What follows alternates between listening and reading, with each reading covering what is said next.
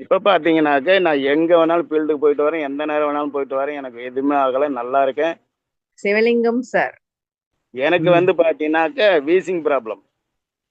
2வது வந்து மழை, காத்து, பனி வந்தா நான் வர 7 மணிக்கு முன்னாடி வீட்டுக்குள்ள வெளிய வர முடியவே முடியாது. அலர்ஜி தும்மல், அடுக்கு தும்மல் மாரி வந்துகிட்டு இருக்கும். தும்மும்போது தலை வலிக்கும். அச்சு அச்சுன்னு பயங்கரமா பக்கத்துல இருக்கவங்கலாம் கிண்டல் பண்ணுவாங்க. எங்க வீட்டு பிள்ளைங்களே தலை தெறிக்க ஓடிரும். அப்பா தும்புறாருன்னு சொல்லிட்டு. இப்ப பார்த்தீங்கன்னாக்க, நான் எங்க வேணாலும் ஃபீல்டுக்கு போயிட்டு வரேன். எந்த நேரம் வேணாலும் போயிட்டு வரேன். எனக்கு எதுவுமே ஆகல. நல்லா இருக்கேன். அடுத்து பார்த்தீங்கன்னா, நான் டூ வீலர்ல ரொம்ப தூரம் போ முடியாது. பஸ்லயும் உட்காந்து பயணம் பண்ண முடியாது. ஒரு 10 கிலோமீட்டர் தூரம் போனாலும் இடுப்புலாம் வலிக்கும். கை கால்லாம் வலிக்கும். ஏஞ்சு நின்னுப்பேன். இடம் கிடைச்சு உட்காந்துருந்தாலும், மத்தவங்கள உட்கார வச்சுட்டு ஏஞ்சு நின்னு தான் பயணம் பண்ணுவேன். அந்த மாரி இருந்தது. அதெல்லாம் சரியாச்சு. Sinus problem சரியாச்சு.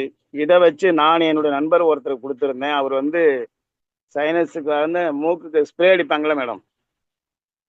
இந்த ஆ, ஸ்ப்ரே ஆ. அவங்க வந்து அந்த ஸ்ப்ரே வந்து உபயோகிச்சுக்கிட்டு இருந்தாரு அவரு. நான் சொன்னேன், "இது ஸ்ப்ரேலாம் தேவைப்படாது. இத எடுத்துக்கங்க" அப்படின்னு சொல்லி குடுத்தேன். 3 மாசத்துல அந்த ஸ்ப்ரேலாம் தூக்கி கடாயிட்டாரு. அதன் பிறகு இப்ப அவரு வெளிநாடே போயிருக்காரு மேடம் சம்பாதிக்கிறதுக்கு.